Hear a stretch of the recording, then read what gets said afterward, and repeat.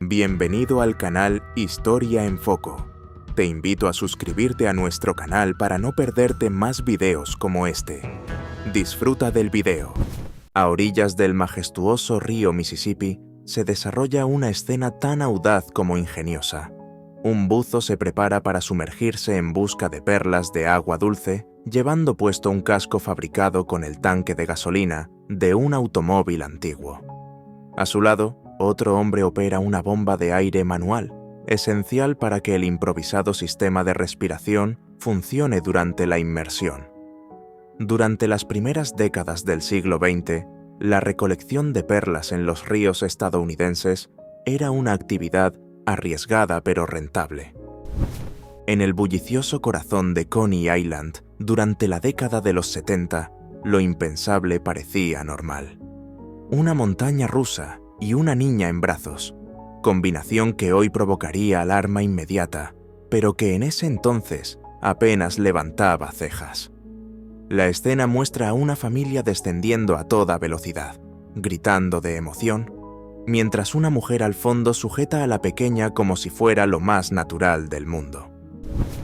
En los rincones más sombríos de la historia urbana del siglo XIX se encuentran lugares como este.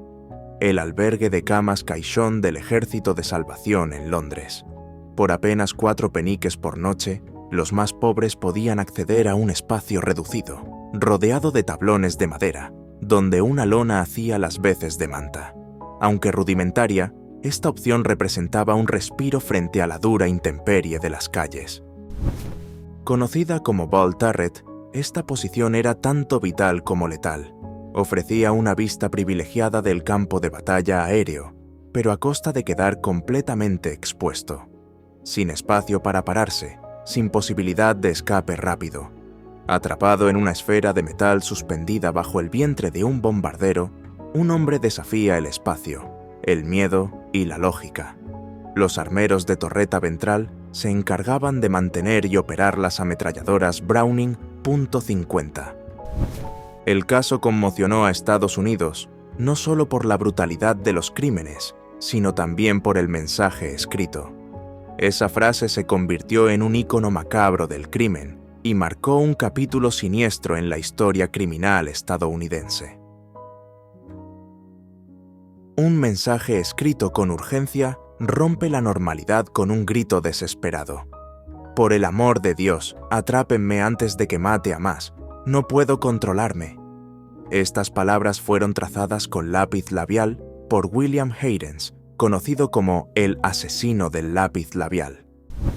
En los primeros años del cine, cuando las películas aún no tenían sonido y los dobles eran héroes anónimos colgando de cuerdas y desafíos imposibles, se lograban hazañas como esta.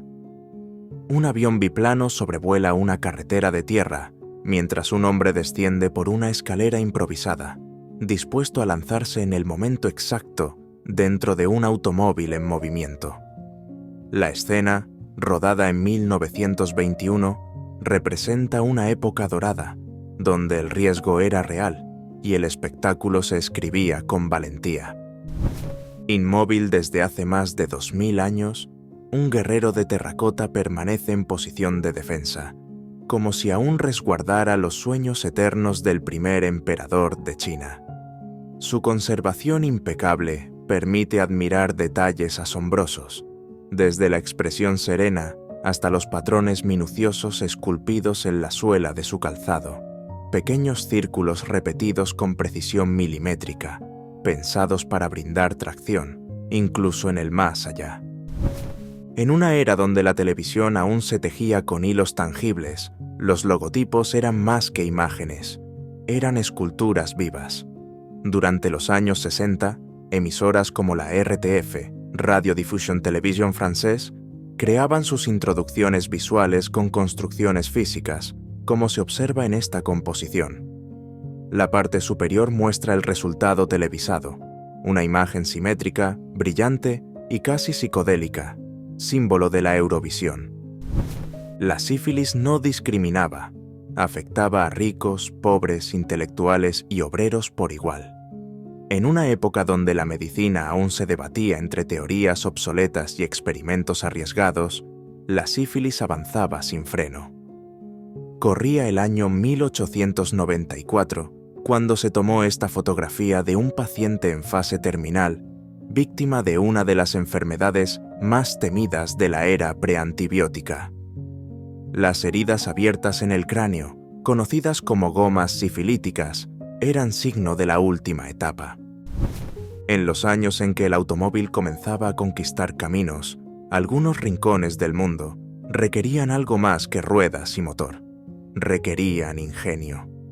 En 1915, en la zona pantanosa de Green Swamp, Florida, la concesionaria Ford de Trilacuchee ofrecía una solución única para sus clientes: un kit de elevación para el modelo T, diseñado específicamente para enfrentar inundaciones y caminos anegados. Cada lugar en la mesa estaba acompañado por una soga, representación directa del destino que aguardaba a varios de los acusados. Sobre un mantel blanco impecable y entre candelabros encendidos, cuelgan sogas con nudos de horca. Una cena servida no para saciar el hambre, sino para recordar el final ineludible.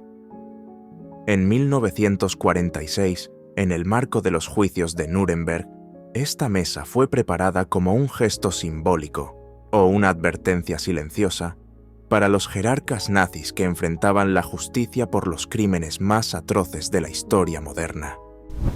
En los primeros años del siglo XX, cuando la publicidad médica era un terreno fértil para exageraciones y promesas milagrosas, surgían historias como la del señor Wilbert Thompson.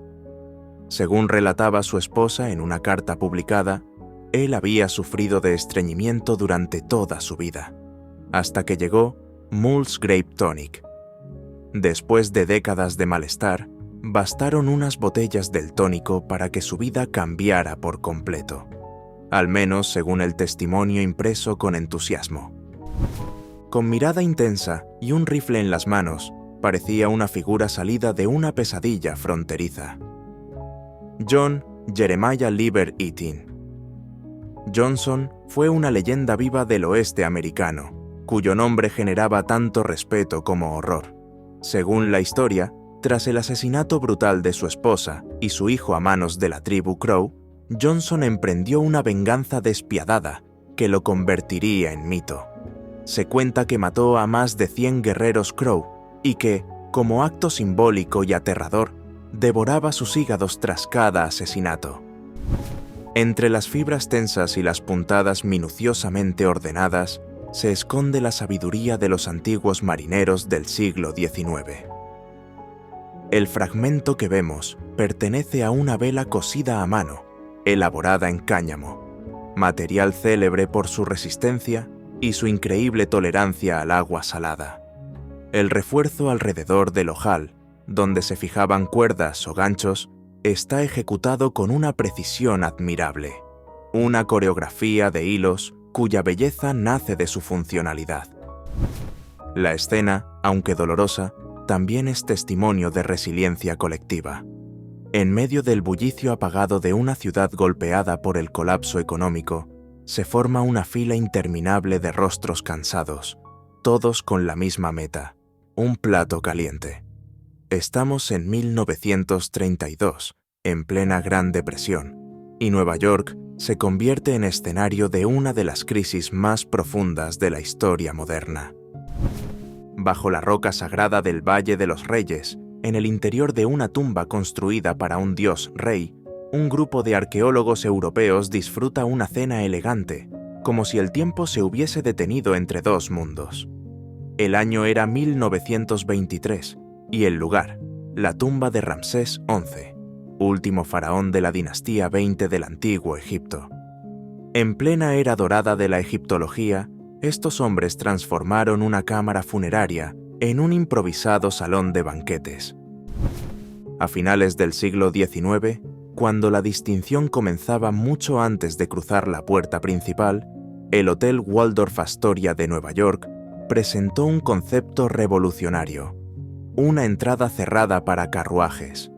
Inaugurado en 1894, este pasaje cubierto permitía a los huéspedes llegar con total comodidad, lejos del clima y de las miradas indiscretas, en un acto de elegancia reservada a quienes podían permitírselo. En la cubierta ardiente del portaaviones USS Enterprise, durante los días más intensos de la Segunda Guerra Mundial, un instante de valentía queda grabado para siempre. Un avión, maltrecho tras un aterrizaje forzoso, comienza a arder segundos después de tocar el suelo metálico del navío. Las llamas envuelven el fuselaje y el piloto queda atrapado en su interior. El momento muestra al rescatista trepando por la aeronave en llamas, decidido a arrancar a su compañero del infierno. En una época en la que volar era símbolo de lujo, ser azafata representaba un ideal femenino moldeado por la industria y la sociedad. Esta breve publicación refleja cómo la discriminación de género se normalizaba en lo cotidiano. Hoy, funciona como cápsula del tiempo que muestra cuánto se ha avanzado y lo que costó romper con los estereotipos laborales impuestos a la mujer. En una cancha de madera al aire libre, donde cada crujido bajo los pies de los jugadores parecía marcar el ritmo del partido, se vivía una batalla deportiva como pocas. Era 1921 en Atlanta, Georgia, y los equipos de Boys High y Tech High se enfrentaban con una pasión que desbordaba los límites de la improvisada cancha. Ni tijeras doradas ni cintas coloridas.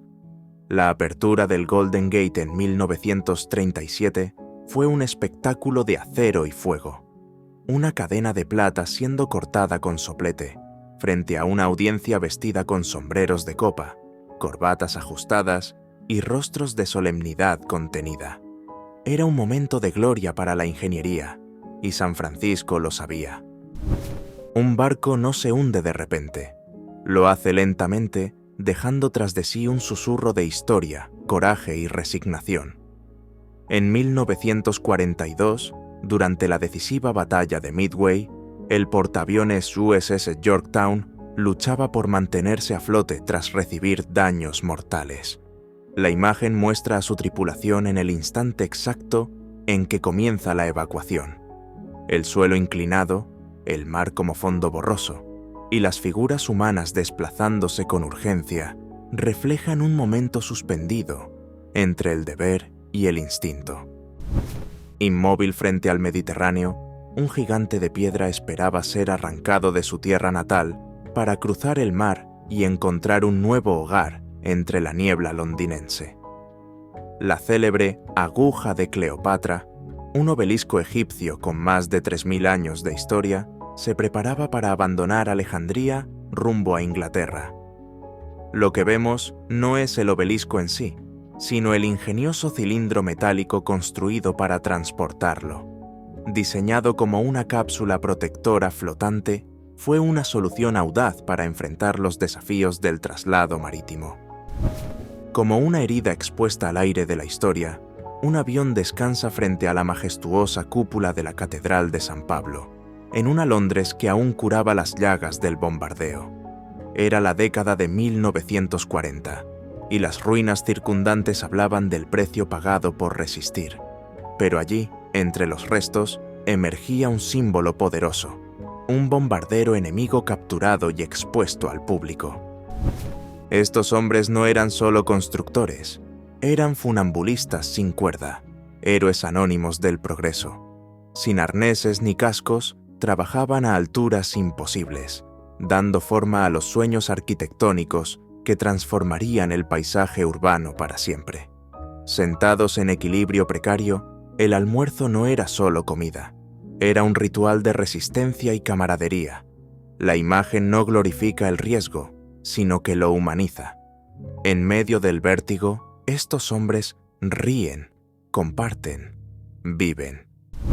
Las cicatrices que adornan su rostro no son heridas de guerra, sino emblemas de linaje, honor y pertenencia.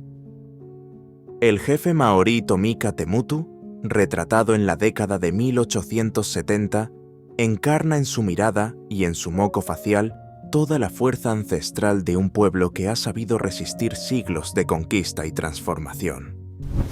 En lo profundo de una fosa común, sepultado por siglos bajo el polvo del olvido, un cráneo partido revela el eco de una tragedia medieval. Fue hallado en 1905, entre los restos de la masacre ocurrida durante la batalla de Visby, en Suecia, en el año 1361. La mandíbula fracturada y la dentadura torcida por el impacto dan cuenta del momento exacto en que un hacha atravesó el rostro de este hombre, probablemente un defensor mal armado enfrentando una invasión brutal. El momento refleja más que una simple curiosidad visual. Muestra cómo la historia une caminos insospechados. Dos mundos distintos que, aunque brevemente, convergieron bajo los flashes de una América fascinada por lo extraordinario. Como si el destino hubiera querido juntar a dos leyendas tan distintas como inolvidables, el hombre más alto registrado en la historia ofrece su mano con elegancia a una de las estrellas más brillantes de la pantalla grande. Robert Wadlow, conocido como el Gigante de Alton, saluda a Mary Pickford. Entre las sombras de la historia y la luz del desierto, esta vista lateral excepcional de la cabeza de Tutankamón revela más que un rostro momificado. Nos enfrenta a la humanidad congelada en el tiempo de un joven rey cuyo breve reinado se convirtió en leyenda. La imagen fue tomada en 1925 por Harry Burton, fotógrafo oficial del equipo de Howard Carter, durante las excavaciones del famoso Valle de los Reyes. Con la mirada fija en el tiempo y las manos firmemente en el brazo de la silla, pocos nombres en la historia estadounidense evocan tanta curiosidad como el del sargento Boston Corbett. Fue el soldado que disparó y mató a John Wilkes Booth, el hombre que asesinó al presidente Abraham Lincoln el 26 de abril de 1865. Corbett, conocido por su fervor religioso y su comportamiento excéntrico, desobedeció la orden de capturar a Booth vivo, asegurando que lo hizo en defensa propia. Enterrado durante milenios bajo las tierras de Armenia, el carro del Chachen emergió como un tesoro arqueológico sin igual. Con una antigüedad de aproximadamente 4000 años, fue hallado en la aldea homónima, cerca del lago Sevan. Este vehículo, fabricado íntegramente en madera, pertenece a la Edad del Bronce y representa uno de los carros más antiguos y mejor conservados conocidos en el mundo. En una escena cargada de tensión histórica, 3 hombres rodean una silla eléctrica en la cárcel del condado de Cook. La atmósfera es densa, como suspendida entre rutina y tragedia. La silla, con su madera pesada, correas y metal, va más allá de ser un dispositivo de ejecución. Simboliza una época en la que la sociedad buscaba imponer justicia mediante el miedo, la tecnología y el poder absoluto del Estado. Bajo la cubierta de acero de un buque militar en plena Segunda Guerra Mundial, soldados de la división Thunderbirds comparten el espacio estrecho y las horas lentas rumbo al combate. El lugar, el USS James O'Hara, transporte de tropas estadounidense. El ambiente es denso, lleno de cuerpos y silencios. Algunos leen, otros charlan o descansan con la mirada perdida. Las literas apiladas apenas dejan espacio, pero aún se respira cierta fraternidad. Más que un medio de transporte, el carro simboliza poder y trascendencia. Enterrar a los animales junto al vehículo sugiere un ritual sagrado, destinado a asegurar que su dueño, probablemente un noble o guerrero, viajara al más allá, acompañado por sus más leales aliados. Las ruedas conservadas y las decoraciones metálicas en los arneses revelan una artesanía exquisita. Es un testimonio mudo, pero elocuente de una civilización que veía en la muerte no un final, sino un nuevo viaje digno de gloria, coraje y compañía eterna. Valentía suspendida sobre Seattle. En 1961, obreros intrépidos ensamblan las aletas exteriores del Space Needle, desafiando el vacío con una determinación silenciosa. Encima de vigas metálicas, modelan el esqueleto del monumento que pronto se convertiría en ícono de la Exposición Mundial de 1962. Sin arneses modernos ni maquinaria automatizada, su esfuerzo fue una coreografía de precisión y riesgo. Desde el suelo apenas se distinguen dos figuras colgadas del cielo. Eran obreros valientes dando forma final al Space Needle, futuro ícono de Seattle y símbolo de una generación. Diseñada para la exposición mundial, la torre ya mostraba su plataforma superior, como una nave por despegar. Entre acero y vértigo, cada pieza era un paso hacia el mañana, y esos dos puntos allá arriba eran gigantes. En medio de la plaza, sentada con la mirada gacha y un cartel al cuello, una mujer alemana carga la vergüenza pública impuesta por el régimen nazi. Fue en 1942, tras ser condenada por tener una relación con un hombre polaco. El letrero decía: «He sido expulsada de la comunidad del pueblo». El castigo era más que personal, era político y simbólico. La Volksgemeinschaft excluía a quien rompiera sus estrictas normas raciales. Enterrada bajo cenizas durante casi 2000 años, una carroza romana emergió intacta del corazón de Pompeya. Más que un simple medio de transporte, era un símbolo de estatus, usada en ceremonias o matrimonios de la élite. No es solo arqueología, es un testimonio tangible de una civilización atrapada en el instante exacto en que su mundo se detuvo, congelado por el fuego y revelado por la historia. Entre charcos, trajes elegantes y rostros llenos de desconcierto, un automóvil aparece volcado y destrozado frente a los edificios imponentes de Manhattan. Es el escenario inmediato tras el atentado con bomba en Wall Street, ocurrido en septiembre de 1920, un acto violento que dejó a Estados Unidos atónito y enlutado. Los hombres que lo rodean, funcionarios, policías, testigos, parecen buscar respuestas entre los restos. Lo que encuentran es una advertencia temprana de que incluso el corazón del poder económico no está a salvo del caos. Bajo los imponentes arcos de la antigua Basílica de Magencio, las ruinas de Roma volvieron a llenarse de energía, no con discursos imperiales, sino con la fuerza y técnica de la lucha grecorromana. Durante los Juegos Olímpicos de 1960, el Foro Romano se convirtió en escenario de una competencia que parecía resucitar el espíritu clásico en su máxima expresión.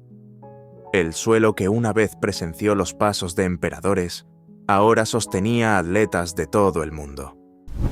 A filo de un cuchillo de carnicero, Mary Richardson dejó una cicatriz no solo en una pintura, sino en la historia del arte y del activismo. La sufragista británica atacó la Venus del espejo de Velázquez en la National Gallery, protestando por la detención de Emmeline Pankhurst. El gesto, lejos de ser impulsivo, buscaba denunciar la hipocresía de una sociedad que veneraba cuerpos callados y castigaba voces rebeldes. Bajo los antiguos arcos de piedra, junto al mar, una multitud se aferró a la esperanza en medio de la desesperación. En Herculano, al igual que en Pompeya, el Vesubio sorprendió a cientos de personas que se refugiaron en las cámaras destinadas originalmente a embarcaciones. Allí se hallaron alrededor de 300 esqueletos humanos. Más allá del dramatismo del hallazgo, estas cámaras se convirtieron en cápsulas del pasado, revelando no solo cómo murieron, sino cómo vivieron. En su última búsqueda de refugio, dejaron un testimonio eterno de la vulnerabilidad humana frente al poder incontrolable de la naturaleza. Surcando los cielos en un globo aerostático, una cámara logró en 1904 lo que hasta entonces parecía imposible: mostrar las pirámides de Egipto desde las alturas. Keops, Kefren y Micerinos emergen majestuosas entre el desierto dorado y los primeros trazos de expansión urbana, como si observaran, imperturbables, el paso del tiempo desde su trono de piedra. Sobre un suelo embarrado y bajo un cielo probablemente gris, dos hombres alemanes protagonizan un instante que marcaría el comienzo de una nueva era en las comunicaciones. En 1912, un piloto se prepara para transportar correo en avión. Una hazaña técnica que, en su momento, parecía casi ciencia ficción. El saco entregado a bordo no contenía solo papeles, sino historias humanas esperando llegar a destino. Cartas de amor, contratos comerciales, noticias familiares. El vuelo aún era incierto y peligroso, pero simbolizaba un avance imparable. Suspendidos entre el cielo y el mar de San Francisco, los obreros del Golden Gate trabajaban sobre el abismo. Una idea simple pero revolucionaria hizo la diferencia. Una red de seguridad bajo la estructura. Gracias a ella, 19 hombres sobrevivieron a caídas que habrían sido mortales. Se llamaron a sí mismos el Club del Medio Infierno, prueba de que el riesgo podía enfrentarse con ingenio y humanidad. Con los torsos inclinados y los pies hundidos en la arena húmeda, una fila de hombres lucha contra la corriente del Yangtze, arrastrando embarcaciones a través de aguas poco profundas. El esfuerzo extremo y silencioso, donde el trabajo se impone al río, sin motores ni máquinas, solo con fuerza humana. Este método, conocido como trackers, fue durante siglos una práctica común en China. Los hombres eran la cuerda viva que movía el comercio y sostenía la vida fluvial. La imagen habla de sacrificio, pero también de resistencia y solidaridad frente a un destino inevitable. En medio del árido desierto de Nevada, un maniquí arrodillado y parcialmente fundido se convierte en testigo silencioso de uno de los momentos más inquietantes del siglo XX. Durante las pruebas nucleares de 1955, fue colocado a poco más de 2 kilómetros del epicentro de una explosión atómica. Lo que quedó de él fue una figura torcida, vestida con ceniza y fuego. Estas figuras humanas eran parte de experimentos para medir el impacto de una bomba nuclear sobre cuerpos, hogares y ropa. En las profundidades de un edificio deteriorado en Pekín, un grupo de hombres se sumerge en la penumbra, con la mirada ausente y el cuerpo abatido por el peso de la adicción. Durante gran parte del siglo XIX y principios del XX, China fue víctima de un comercio forzado de opio impulsado por potencias coloniales, especialmente Gran Bretaña. Las guerras del opio dejaron cicatrices profundas, y estas casas de fumadores se convirtieron en símbolos de una nación sometida y fracturada. Durante la Primera Guerra Mundial, entre los años 1914 y 1918, las atrocidades se convirtieron en parte del día a día en las trincheras.